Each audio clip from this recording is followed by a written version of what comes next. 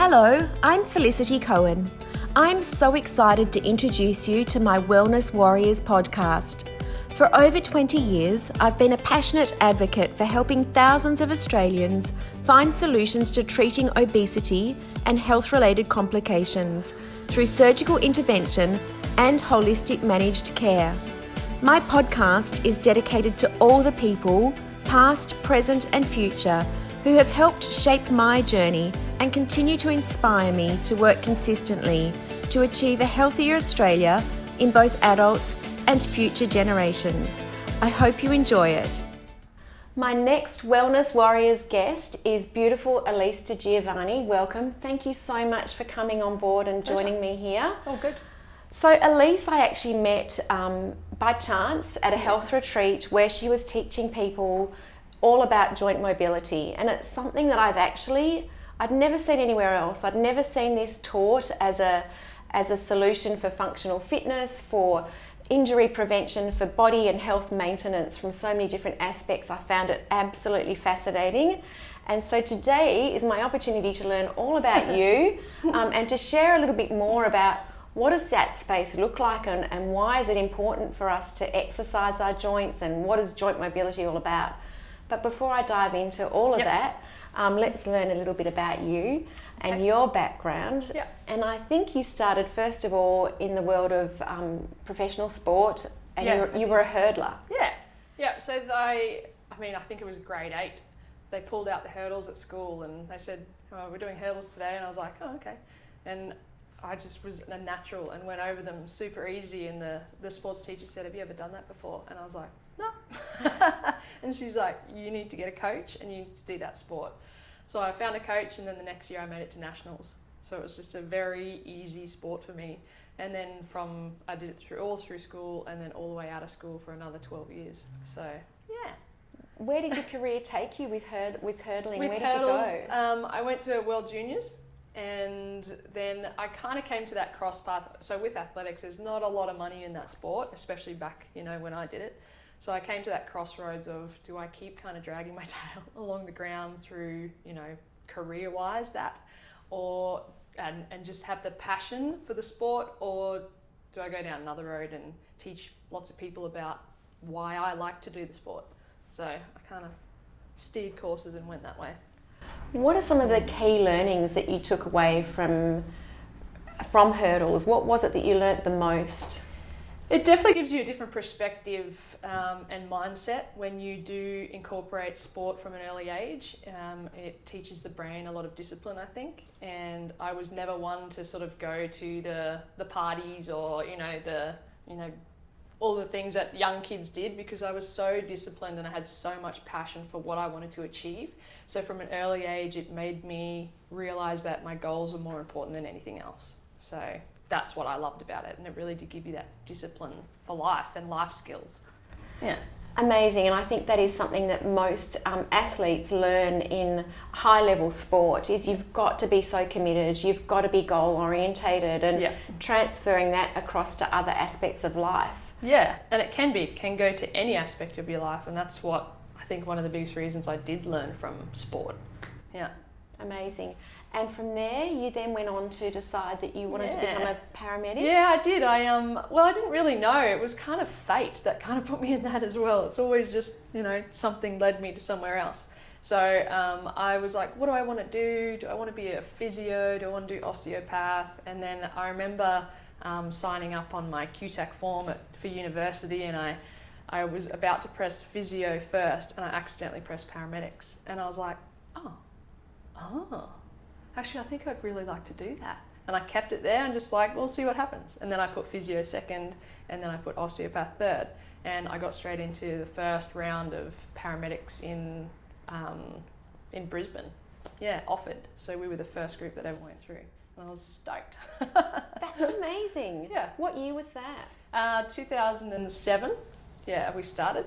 And we were lucky because it was the first group of paramedics that ever went through. We had amazing people on board, like Steven Rashford, who is the best trauma physician and doctor, in the world almost. So we had these kind of people teach us, so because we were the first round, and we were very lucky to do that.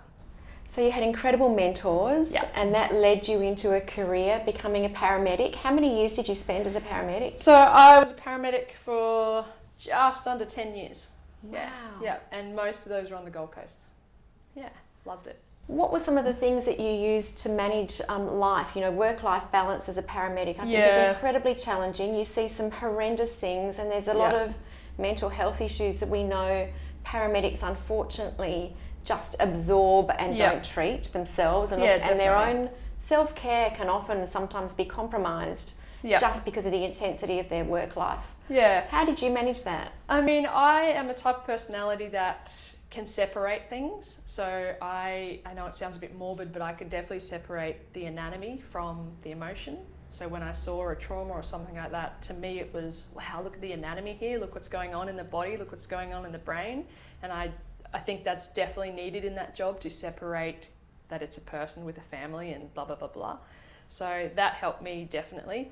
I think the hardest thing for me was the health aspect of that job because of this shift work. It was 12-hour days, 5 days a week. So I had to pull back on my training, which was hard for me. I was still an athlete when I first started paramedics, but I had to kind of really stop that and go, now I've just got to do this career because it's so many hours a day. And the night, the shift work, not great for me. I love my sleep and that's where I recover. So I found shift work incredibly hard from day one. I don't know how I managed 10 years of it, but I did. It eventually got me in the end though. And after that 10 years, when I decided, I had my son, I had a little boy, and I just thought, I've got to pull back on this job. So I went back part-time and then eventually, stopped doing it. And that was probably my main reason, was the shift work and the health aspect. Look, I think that's something that we see in our patient population every day, that shift workers are some of the most challenged in our population in terms of self-managing their health, and why we often are looking after people at that point in time where they wake up one day and all of a sudden their health's been compromised. That yes, their sleep's been compromised and they might have sleep apnea all of a sudden. They've got weight-related medical comorbidities and the work-life balance is totally out of whack. And it is very hard, and it's not just for paramedics. We see nurses. Nurses form one of the most significant patient cohorts in our population. That might be a surprise to some people. Yeah, and there was just what I found coming from a health background, I've always been in that health background, there's no education behind shift work.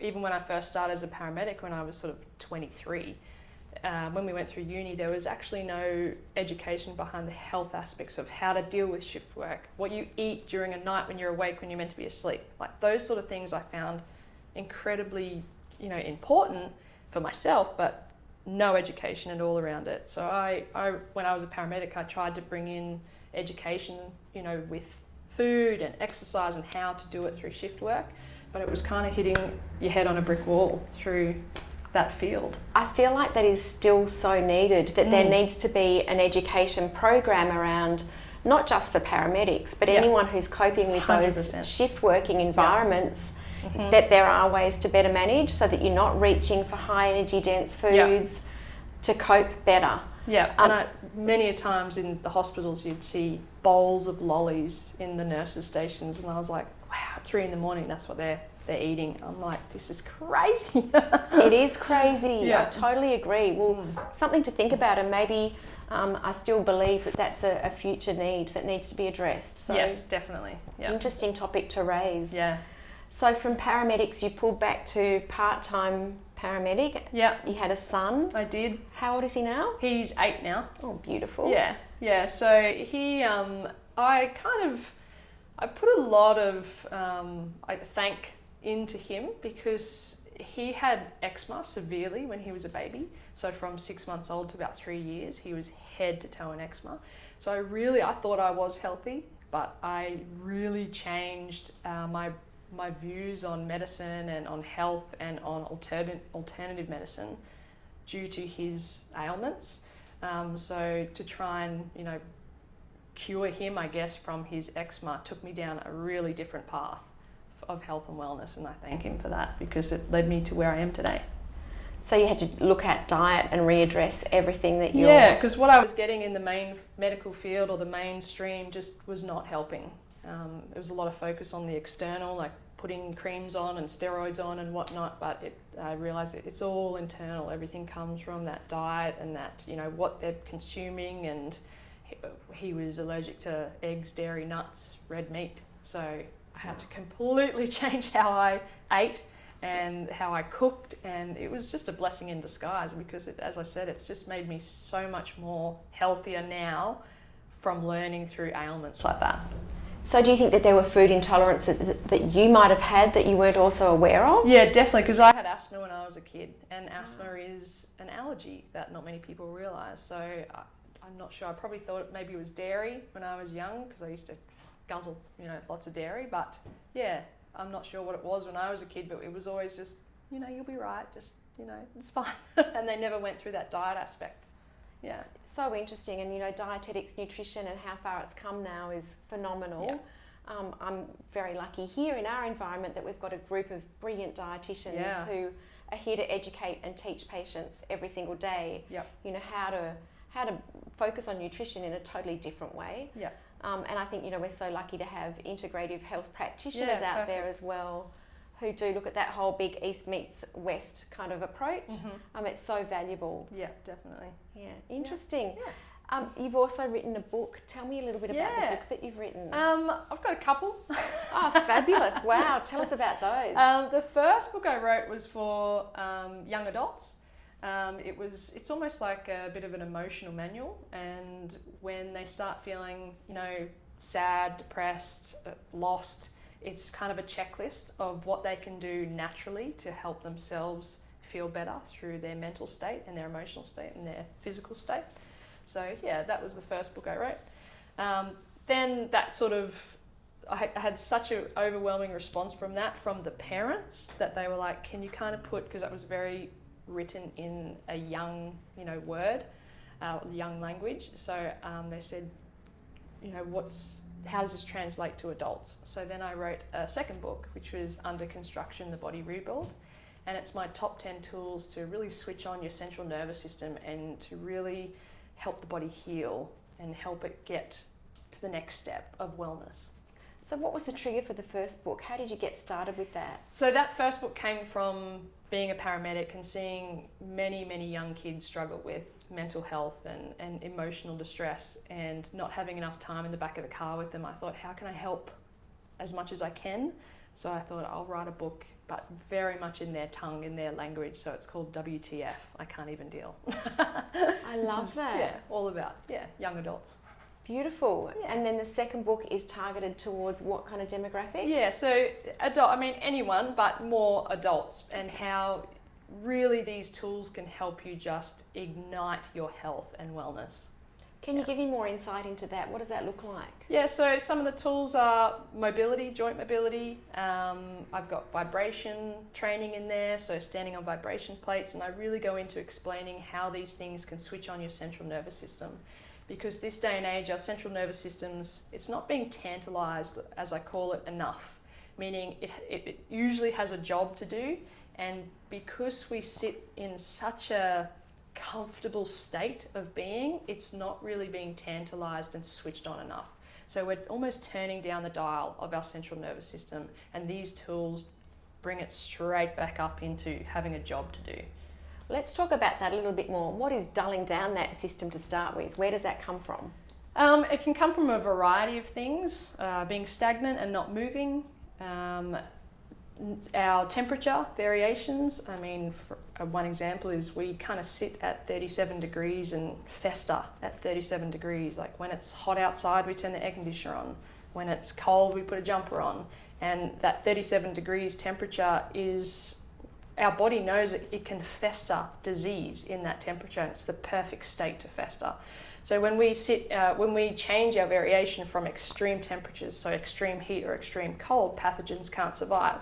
So that's what the central nervous system does. Back in the hunter-gatherer days, we didn't have a jumper to put on. So we went outside and our central nervous system had to do its job. We started shivering.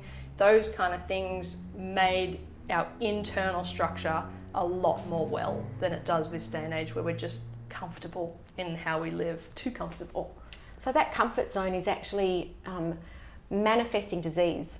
Can be damaging, yeah. Okay. Too much comfort zone can be, because if you have a look, we've got TVs we sit down at all day and we watch a TV, or, you know, we've got our aircon, we've got our heater, we've got our bed. And even a bed, we never used to have a bed back in those hunter-gatherer days. We used to lay on a hard surface, which actually reset all of your joints and muscles and ligaments and tendons. Now laying in a soft bed changes your body, not in a great way, but I mean, I'm never going to give up my bed. Me neither. But wow. We are getting more and more and more and more comfortable, and you'll notice that that's just increasing day by day. You know, you can get a nap and food comes to your door. Like, it's just getting easier and easier. Absolutely, and just on that, in terms of being in that comfort zone, and part of the, you know, the whole evolution of where we're at today, things that have led towards our ever increasing obesity rate are that you don't have to move to do anything. You can order anything online. Yeah. You can drive through anything you want. Yeah. You know, whether it's to the, you know, your groceries or your coffee or dry cleaning or whatever it looks like. We're not encouraged to move. We're encouraged to move less and less. Yeah. So on the flip side, you're teaching about how to trigger the switch to change that whole pathway. Yeah. How do you do that, and what does that look like? So, I mean, it all comes from here. It all comes from our brains. So everything that we want to do is sitting up there somewhere. Every answer that we need is sitting up there somewhere. So I'm very big on urology as well, and changing or mapping our brain and figuring out that a little bit differently. So, yeah, definitely one of the, I guess the key things or one of my key tools is mobility, because it's teaching people that they can move their joint structures in full range of motion to get the best out of their brain, mapping wise and input wise. An example of that is your cerebellum in the back. That's where your pain response comes from. That's where your threat response can come from. So if we're not moving a lot, our threat response can increase daily, meaning that we can start getting more pain in our body, we can start getting more headaches. Our brain might give out a threat response of nausea or dizziness. So we want to start moving a little bit more, because it actually trumps the pain input into the brain and the pain receptor and the threat receptor. Yeah, it's fascinating, the brain. That is so fascinating. Yeah. Wow. Yeah. Very cool. Some of the other tools in that book, can give us a couple more. Yeah, so I've definitely got food in there. Just my sort of take on food. I've got my take on exercise. I've got my take on, as I said, hot-cold therapy. There is vibration training. There's just almost my top 10 tools that I've personally gone and done the work with that have helped me through wellness and fitness and exercise and mindset and movement. The hot-cold therapy, that's kind of fascinating too. I recently had the chance to learn Wim Hof breathing technique, followed by the ice bath. Yep. I found that fascinating, and hopefully that's going to be the subject for another podcast. Yep. So interesting to see how that's used for trauma. Absolutely. Why hot, cold? What do you get out of that? So that's what I was saying before. It helps your central nervous system switch on. Yeah, it helps your central nervous system do a job. It helps it switch on a lot faster, and in that hot cold, it kills those pathogens, because we live in such a stagnant temperature. So that's why the hot cold's great. It's hard to jump into cold water, really cold. So for here, it's building resilience. But the main thing, and that's why I do it, it's because it is hard to jump into cold water. Your brain has to really switch on, and it switches on in survival mode, because jumping into cold water, initially what happens is your cortisol levels drive up, your adrenaline drives up, so that stress response drives up when you jump into cold water. But then when you can learn to breathe and be calm in a state of stress, that can jump over to many other areas in your life. So interesting. And I know that there's so many benefits from using the cold pools or ice bath for athletes. For muscle recovery. Were you exposed to that when you were younger? Yeah, definitely. Hated it back then, because I didn't didn't know how good it was for my body. But now that I really understand the benefits of it, I try and push myself through it a little bit more, just because I know it's doing amazing things for not only my body but my mind. Amazing. So I'd love to talk in detail about your joint mobility techniques and why it's so important to learn this. And for me, one of the things that I talk to patients about is functional fitness. And the reason I do that is that if you're going to be you need to be functionally fit to live in your own home until you're 95, basically. Yes. And what I will tell people is, if you can't, bend down and pick something up off the kitchen floor, and in very crude terms, if you can't, feed yourself and do all those essential activities in life so that you can live at home, your pathway might eventually be nursing home. And for me, that's the last thing that I want to see any patient end up is in a nursing home. So managing their functional fitness first is really important. And I think that's a strong message that comes through for you when you're teaching joint mobility, but it's a technique I've never seen anywhere else. I think it's pretty unique to you. Is this your unique design? This is my design, definitely. It is phenomenal. Can you please talk us through, first of all, how did you get there and what's it all about? Yeah, so I was lucky enough to be introduced into the joint mobility as an athlete. So my coach would sort of give us a little bit of input into joint structures, and not only about joint structures, but how much input they bring into your brain and switch on your left and right brain hemisphere. So it's better for performance and speed and agility and movement. So we were taught a little bit about it back then. I guess coming into and seeing a lot of patients through the fitness world, I always was interested in ailments and disease and injuries because of being a paramedic. So I geared towards not able bodies, and that was great because it made me design this mobility program so that every human body can do it, whether they are 6 or 96. And the concept behind it is that, so our joint structures have what's called synovial fluid that sits in between two bones that come together. And as we age, especially after puberty, that starts to decrease. So that synovial fluid carries nutrients that repairs cartilage, ligament, and bone. And I always say it's almost like if you've got 2 blown up balloons and you put the two balloons together and you do that, they're going to make that horrible screeching sound. But if you put a bit of Vaseline in between the 2 balloons and you do that, it's going to smooth and move a lot better without that screeching sound. So that's exactly what different movement does to your joint structures. And as human beings, we work very single plane motion. We sit, we stand, we walk. We sit, we stand, we walk. We run, we, bicycle. It's all very up and down kind of movements through the joint structures. We don't get a lot of varied movement anymore, and we certainly don't put our joint structures through their full range of motion all of the time. So I designed my program to really get into every single joint structure, move them in their full capacity, their full range of motion under any load and tension, so that the brain doesn't,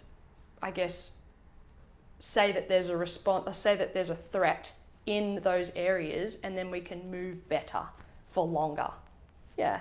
And that's how I designed it. And then looking at obviously older bodies and going, how can I do it for you? And then how can I do it for you? And how can I do it for you if you're in a wheelchair? And it's actually phenomenal. Really amazing. And I'm surprised that it's not something that's been more broadly and widely taken up, because I just see the value in it as being exceptional. When I first did one of your classes, you talked about, how you start with the feet. And that people don't stretch their feet. No. So why is that so important, and why don't we know how? I'm massive on feet. I am such an advocate for your feet because they are the start of your body. They are the foundation of your body. They are also the first thing that touches the ground, so therefore they're the first thing that talks to your brain. And what do we do with our feet? All day long, we put shoes on them. So we're cutting off our communication directly to our brain. And it's proven that by wearing shoes on your feet actually stops the integration between your left and right brain hemisphere. So just by taking your shoes off, and whether it's just walking around the office or going outside and placing them on the ground, switches that back on, your left and right brain hemisphere. And if your left and right brain hemisphere is not functioning or integrating cohersely together, we can be more fatigued, we can reach for the coffee, we can feel foggy in our brain, we can feel tired and irritable. Yet as soon as you actually bring some attention and movement into your feet, that all switches off and increases your energy straight away. So yeah, definitely big on the feet. And it just makes sense because if the way your toes move, I'm going to bring my foot up, up and down here. Yeah. So your toes are constantly moving up and down. If you're doing 10,000 of those every day, the opposite to that is stretching them out. It's almost like doing 10,000 squats every day, but never stretching out after you did 10,000 squats. So it just is phenomenal not to stretch your toes out or not to mobilize every little bit in your foot you can, because you've got more bones and more muscles in your feet than anywhere else in the body. So attention and focus has to come from there first in order for your building to start aligning better. So alignment is so important as well as we age. Yeah. What about for people who suffer from inflammatory type diseases like arthritis and all the variants of arthritis? Yeah. Can this kind of activity or teaching people how to kind of stretch their joints, can that help them with their things like arthritis? 100%, yeah.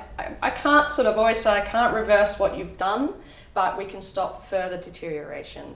So with the joint structure and that synovial fluid, the body's so smart in the fact that it can work out what you need and what you don't need. And I say a lot of the time, if you've got swelling in your knee due to arthritis or due to inflammation, and you start moving it, there are such things in the body called neuroreceptors, which are pain receptors, which are kind of little spindly things. So you've got neuroreceptors, which are pain receptors, that are kind of spindly things that look like this, kind of really thin and spindly. And you've got mechanoreceptors, which are big, strong, heavy movement receptors. And your movement receptors trump your pain receptors. So if we move a joint, what can happen is if you've got swelling in there, that is excess synovial fluid trying to do its job to help you. But if we move the joint structure, it can pull out that excess synovial fluid to the degree that you need it. So movement is so important because it takes over the pain or the inflammation receptors that head back up to your brain. So it almost stops that inflammation. And a great way to explain it is if I accidentally hit my thumb with a hammer, what's usually the first thing we do other than scream? The first thing. Other than scream? Yeah. Well, all I'm thinking about is just how much that's going to hurt. And I would be screaming for sure. You'll either grab it and you'll squeeze it and you'll add movement through pressure, okay? Or you'll go like this, and you'll start moving your thumb through movement. So the movement pattern overtakes the pain receptors so the pain doesn't get back up into your brain. So that's exactly why we want to move all those joint structures to suppress pain, inflammation responses to getting into the brain. Amazing. Tell me about some of the stories of clients who you've worked with and what changes, physical changes, first of all, that you've seen them achieve through regular practice of joint mobility. Yeah, and that's probably one of my favorite things, is because with really working through your joint structures, because that's where it all starts. So a lot of the time people focus on the external, so the fitness, the running, the bike riding, the getting fit on the outside. But what runs the outside is our inside, and it's our joint structures, it's our mechanical movement patterns. So when we can get back into those mechanical movement patterns, you actually get such a faster response on that outside. And I've seen people,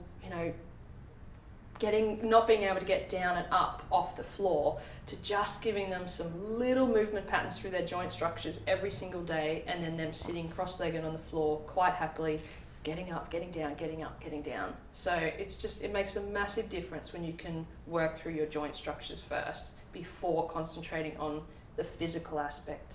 That's an incredible kind of rehab story, really, you know, to see someone who's gone from not being capable or able to all of a sudden being able to change that pattern of behaviour.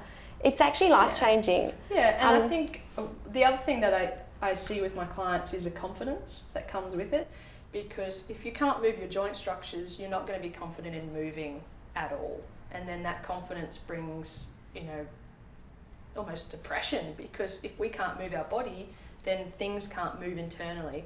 So once I start giving people movement through their joint structures, they get confident. They're like, I can do this. I can actually move quite well. And then they're more confident to add on a little bit of resistance or weights training, or add on a bit of this or a bit of that. So I love seeing that progress. And is that where you would start with someone? You'd start with the joint mobility and then take them through that whole progressive journey? Yeah, definitely. I start with the joint structures for sure. Yeah. That's just incredible. I think it's life-changing, and I really believe that for so many of our patient population, this is invaluable information, because I think I personally talk to many of the patients who, and I've spoken to thousands of them over the years, who have arthritis, plantar fasciitis. I see so much of that, and the debilitating side effects that go with it, because if you wake up in the morning and you do have plantar fasciitis, getting out of bed is hard. Yeah. Life's hard, and the pain that they're dealing with is debilitating to the point where life is not great. So then I think you're absolutely 100% right that the depression and all the other things that go hand in hand with that, they work together. So if we can fix the physical and work on that, then the mental health outcome is also going to be so positive, and progression through a much healthier body. Definitely. We've got to start teaching people that this is their real estate, this is their home, and to have a bit of an ownership over this, to understand their plumbing, to understand their electrical, to understand their structural and their foundation, and not have to always reach out for help, but to really gain tools so that they can be confident in fixing little pieces in their own house. That is the most beautiful analogy I've heard. I absolutely love that your body is your real estate. That's just gold. I love that expression. How do we get more people to learn about the value of joint mobility? How do people connect and learn? Well, obviously this is something that's unique to you. How do people learn this? What do they do? So they can either connect with me. Well, we'd love them to do that. My program is very different to what's out there through joint mobility. Unfortunately, if you do Google joint mobility, you're going to get movement for the very abled, strong body. So it is geared towards athletes, Muay Thai fighters, CrossFitters who already have that foundation of movement. Yeah. So I've really pulled it back so that every human body can do it. But just understanding that how a joint works, and just to start moving it. Like, it doesn't have to be a hard thing. You can just rotate all of your joints and start, circling your joints and circling your knees and circling your hips, and just getting that movement is more important than being stagnant. Because as I said, that movement trumps receptors that bring pain and threat into the brain. Yeah. I actually love it, and I really would love to see this as an option that we can teach our patient population. So I'm hoping one day we can get you in to teach a group of patients. Yeah, There's absolutely. nothing like seeing it and experiencing it.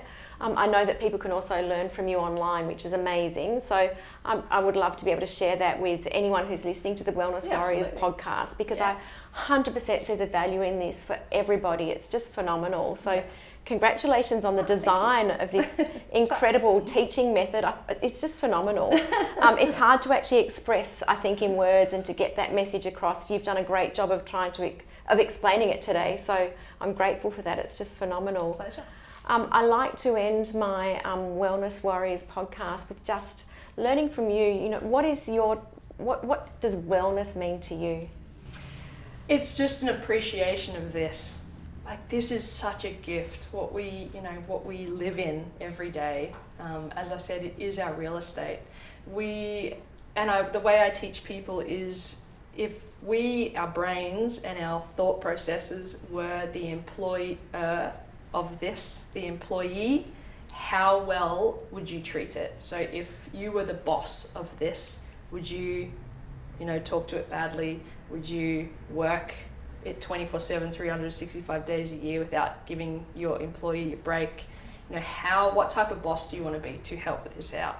And then I always say to people, if this was someone you loved, and it should be, because you live with this 24/7. So if this was someone you really cared about and really loved, whether it's your child, whether it's your father, brother, mother, someone you really cared about and loved, would you treat it differently?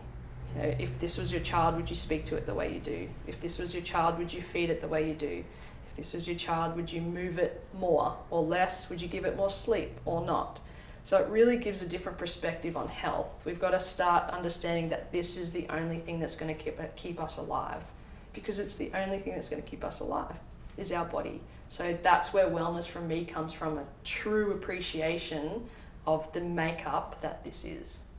Oh, I absolutely love that. You know, definitely respecting your body, treating it well, your own self-talk, you know, that self-dialogue and how you're actually interacting with yourself, your body. I love that analogy. It's absolutely beautiful.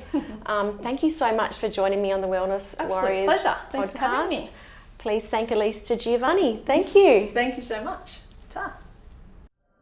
Thank you for joining the Wellness Warriors podcast. It's been a pleasure to have you online with us. If you've enjoyed the series, please leave your review, subscribe and follow, and we look forward to sharing many more stories with you in the future.